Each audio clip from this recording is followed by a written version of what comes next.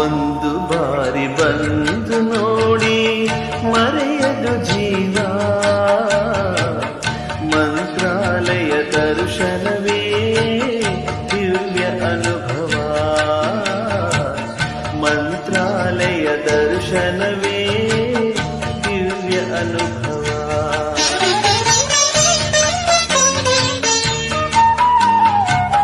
ಒಂದು ಬಾರಿ ಬಂದು ನೋಡಿ ಮರೆಯದು ಜೀವ. ಮಂತ್ರಾಲಯ ದರ್ಶನವೇ ದಿವ್ಯ ಅನುಭವ. ಮಂತ್ರಾಲಯ ದರ್ಶನವೇ